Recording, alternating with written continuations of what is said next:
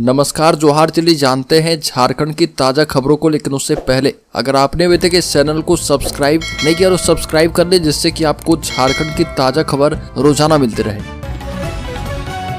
सबसे पहली खबर, लातेहार में 5 हाइवा को उग्रवादियों ने जलाया। कोल माइंस से कोयला ट्रांसपोर्टिंग के लिए जा रहे चालकों के साथ मारपीट की गई। लातेहार के हेरंज थाना क्षेत्र के लात जंगल के पास उग्रवादियों ने 5 हाइवा को आग के हवाले कर दिया। ये हाइवा डीवीसी के द्वारा संचालित तुवेद कोल माइंस से कोयला ट्रांसपोर्टिंग के लिए जा रहे थे। घटना में सभी हाइवा पूरी तरह से जलकर खाक हो गए। उग्रवादियों ने चालकों के साथ मारपीट भी की और फायरिंग भी किया। अगली खबर, राजधानी रांची में होल्डिंग टैक्स नहीं देने वालों को जारी होगा नोटिस। नगर निगम टीम ने कचहरी रोड अपर बाजार क्षेत्र में स्थित भवनों का किया निरीक्षण। नगर निगम के अपर प्रशासक फिलाबियुस बार्ला ने कचहरी रोड अपर बाजार क्षेत्र में स्थित भवनों का निरीक्षण किया। इस दौरान संबंधित भवन में चल रही दुकानों के ट्रेड लाइसेंस और होल्डिंग नंबर की जांच की गई। कई दुकानदारों ने ट्रेड लाइसेंस की अवधि समाप्त होने की जानकारी दी। इस पर उन्हें लाइसेंस रिन्यूअल करवाने का निर्देश दिया गया। 1 सप्ताह में लाइसेंस रिन्यूअल नहीं होने या बिना ट्रेड लाइसेंस के व्यापार करने वालों पर जुर्माना लगाने का निर्देश दिया गया। साथ ही होल्डिंग टैक्स के बड़े बकायेदारों को नोटिस जारी करने का निर्देश दिया गया। अपर प्रशासक ने कहा कि व्यावसायिक गतिविधियां संचालित होने वाली संरचना का व्यावसायिक टैक्स देना अनिवार्य है। अगली खबर, झारखंड मुक्ति मोर्चा भाजपा की प्रेस वार्ता आचार संहिता का उल्लंघन। झारखंड मुक्ति मोर्चा और भाजपा ने रांची में प्रेस वार्ता की। मुख्य निर्वाचन अधिकारी के रवि कुमार ने इसे आदर्श आचार संहिता उल्लंघन का मामला बताया। रांची के जिला निर्वाचन अधिकारी और वरीय पुलिस अधीक्षक को पत्र भेजकर इसकी जांच करने को कहा है। मुख्य निर्वाचन अधिकारी ने लोगों से अपील की है कि वो आदर्श आचार संहिता उल्लंघन का साक्ष्य दें। कार्रवाई की जाएगी और बताया कि आदर्श आचार संहिता लागू होने के बाद से लेकर अब तक 200 करोड़ से अधिक की अवैध सामग्री और नकदी की जब्ती हो चुकी है। अगली खबर, झारखंड में वोटिंग शुरू होते ही बाबूलाल मरांडी का बड़ा दावा। झारखंड में दूसरे चरण की वोटिंग के शुरू होते ही बीजेपी के अध्यक्ष बाबूलाल मरांडी का बड़ा बयान सामने आया। उन्होंने कहा कि झारखंड में लोगों का मूड जो है हेमंत सोरेन के नेतृत्व वाली झारखंड मुक्ति मोर्चा सरकार को बदलने का है, क्योंकि वो इन 5 वर्षों में दर्द से गुजरे। इनमें किसान, युवा, हर कोई शामिल है। बाबूलाल मरांडी ने हेमंत सोरेन के आरोपों पर कहा कि कुछ दिन पहले आयकर विभाग ने सीएम के पीए से जुड़े कई ठिकाने पर छापेमारी की थी और यह काले धन के बिना संभव नहीं है। अगली खबर, 27 साल के बाद पूरी हुई सुनवाई। 200 रुपए के लिए हत्या के सजायाफ्ता की अपील पर फैसला सुरक्षित। झारखंड हाईकोर्ट ने मात्र 200 रुपए के लिए हत्या के सजायाफ्ता की अपील याचिका पर 27 साल के बाद सुनवाई पूरी करने के बाद फैसला सुरक्षित रख लिया है। 3 सितंबर 1993 को घर के जसीडी थाना क्षेत्र में नन्नू लाल महतो की हत्या की गई थी और इस मामले में घर की निचली अदालत ने 6 जून 1997 को आरोपित लखन पंडित, जमादार पंडित, लक्खी पंडित एवं किशुन पंडित को आजीवन कारावास की सजा सुनाई और इसके बाद सभी ने वर्ष 1997 में पटना हाईकोर्ट में सजा के खिलाफ अपील की। पटना हाईकोर्ट ने सभी को जमानत प्रदान कर दी है। अगली खबर, झारखंड मुक्ति मोर्चा सांसद नलिन सोरेन ने डाला वोट। कहा कि हमारी सरकार है और हमारी सरकार रहेगी। झारखंड मुक्ति मोर्चा सांसद नलिन सोरेन ने पत्रकारों से बातचीत करते हुए कहा कि आज से नहीं, पहले से ही हम सबसे पहले वोट करने पहुंचते हैं। जनता ने विकास के मुद्दे पर वोट डालना शुरू किया है। हमारी सरकार है और हमारी सरकार रहेगी। झारखंड मुक्ति मोर्चा की सोच इस क्षेत्र के विकास की है। बता दें कि झारखंड विधानसभा चुनाव के दूसरे और अंतिम चरण में 38 सीट के लिए 7 बजे से ही मतदान आरंभ हो चुका है। अगली खबर, झारखंड में पुलिस भर्ती में दौड़ के समय और दूरी में होगा संशोधन। नए नियम में हो सकते हैं बदलाव। झारखंड में पुलिस बहाली के दौड़ के समय और दूरी में संशोधन करने की तैयारी है। विधानसभा चुनाव के बाद पुलिस बहाली की प्रक्रिया दोबारा शुरू होगी। इसकी तैयारी पुलिस मुख्यालय ने शुरू कर दी है। बहाली में इस बार सेना के मापदंडों का इस्तेमाल किया जा सकता है। उत्पाद सिपाही की दौड़ में लंबी प्रक्रिया के कारण प्रतिभागियों की मौत हो चुकी है और इसको देखते हुए इसमें बदलाव करने की तैयारी की जा रही है। इसमें 2 मापदंडों के इस्तेमाल किए जाने की उम्मीद है। अगली खबर, रामगढ़ सीट पर दिलचस्प मुकाबला, 2 महिला कैंडिडेट के बीच रसूख की लड़ाई। झारखंड की रामगढ़ विधानसभा सीट पिछले 2 दशकों से एनडीए का गढ़ रही है। सुरेश महतो की अगुवाई वाली आजसू पार्टी लगातार यहां जीतती रही। 2019 में कांग्रेस की ममता देवी ने आजसू पार्टी के सुनीता चौधरी को हराया था, जो पूर्व मंत्री चंद्र प्रकाश चौधरी की पत्नी है। हालांकि गोला गोली कांड में सजा सुनाए जाने के बाद ममता देवी की विधानसभा सदस्यता चली गई थी। 2023 के उपचुनाव में सुनीता चौधरी ने ममता देवी के पति और कांग्रेस उम्मीदवार बजरंग महतो को हराकर अपनी पिछली हार का बदला ले लिया और इस बार आजसू ने सुनीता चौधरी और कांग्रेस ने ममता देवी को उतारा है। अगली खबर, रांची का एयर क्वालिटी इंडेक्स भी 165 के पार। झारखंड की झाड़ियों और जंगलों से निकलने वाली हवा भी सुरक्षित नहीं रही, यहाँ की आबो हवा बिगड़ रही है।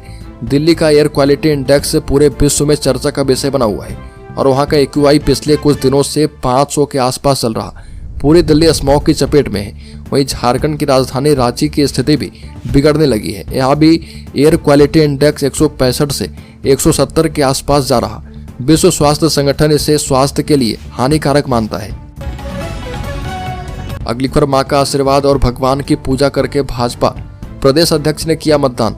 भारतीय जनता पार्टी के प्रदेश अध्यक्ष और पूर्व मुख्यमंत्री बाबूलाल मरांडी ने झारखंड विधानसभा चुनाव में मतदान से पूर्व अपनी मां के चरणों में नमन कर उनका आशीर्वाद प्राप्त किया और पूजा अर्चना करके ईश्वर से राज्य के उज्जवल भविष्य की कामना की। और मरांडी ने सोशल मीडिया एक्स पर तस्वीर साझा करते हुए कहा कि लोकतंत्र के इस महापर्व में अपनी भागीदारी सुनिश्चित करते हुए झारखंड विधानसभा चुनाव के अंतिम चरण में रोटी बेटी माटी की अस्मिता की रक्षा के संकल्प के साथ मैंने बूथ पर मतदान किया है। अगली खबर, बोकारो जिले के 1581 मतदान केंद्रों पर 50 कंपनी पैरामिलिट्री फोर्स एवं पुलिस तैनात।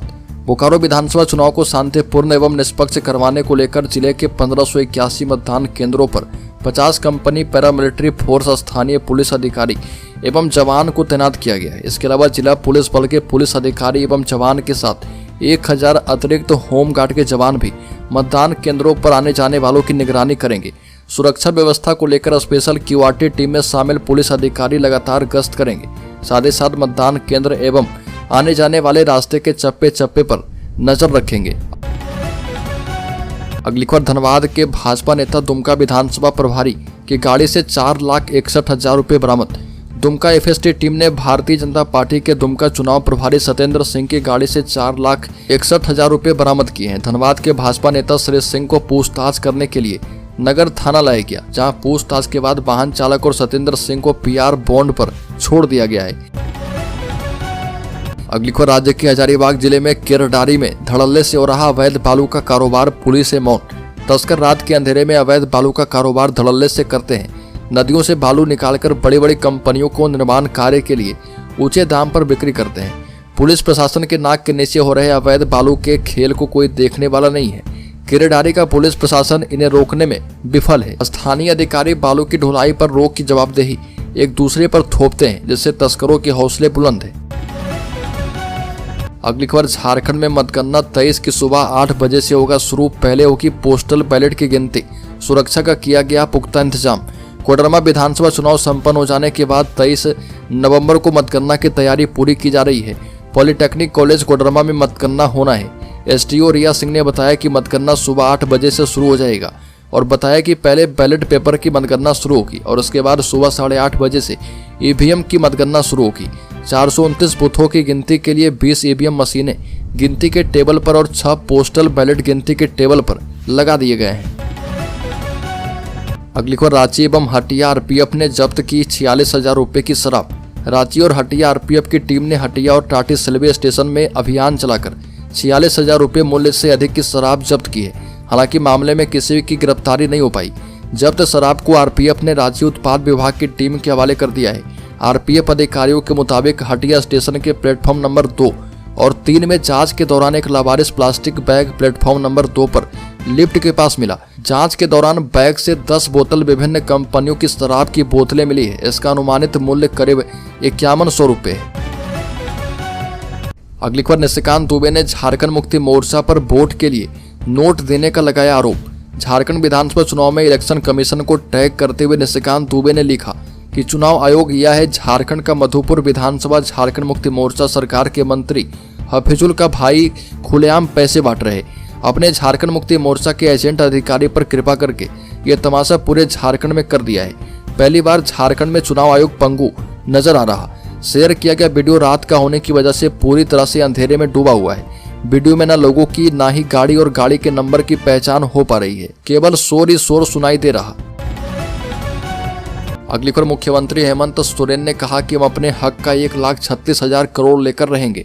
बता दें कि मुख्यमंत्री हेमंत सोरेन ने एक बार फिर से भाजपा पर निशाना साधा और सोशल मीडिया पोस्ट में एक बार फिर से बकाया 1,36,000 करोड़ की बात की। कहा कि झारखंड में भाजपा का हर बड़ा छोटा नेता प्रचार करने आया और गया, पर किसी एक ने भी हमारे हक की बात नहीं की। बकाया पैसा हमारे बच्चों के भविष्य निधि, झारखंडियों की सुरक्षा की गारंटी, शिक्षा, स्वास्थ्य, महिला और बाल विकास, आदिवासी कल्याण, दलित और अल्पसंख्यक विकास, बुजुर्गों का सामाजिक सुरक्षा करता, लेकिन ऐसा नहीं हो पाया। अगली खबर, गढ़वा में इंस्पेक्टर ने कहा कि अब किसी भी कार्यक्रम में नहीं बजेगा डीजे, उल्लंघन पर होगी त्वरित कार्रवाई। बता दें कि गढ़वा में अब किसी कार्यक्रम में डीजे नहीं बजेगा। उसके लिए पुलिस ने सभी डीजे साउंड वालों के साथ बैठक करके इन्हें सख्त हिदायत दी है। गढ़वा के थाना प्रभारी इंस्पेक्टर ब्रिज कुमार ने बताया कि हाई कोर्ट ने आदेश दिया है और हाई कोर्ट के आदेश के बाद गढ़वा पुलिस अधीक्षक दीपक कुमार पांडे ने डीजे साउंड संचालकों के साथ बैठक करने का निर्देश दिया और गढ़वा थाना में डीजे साउंड संचालकों के साथ बैठक की गई है। बैठक में सभी डीजे साउंड संचालकों को हिदायत दी गई है कि हर हाल में आदेश का अनुपालन करना है।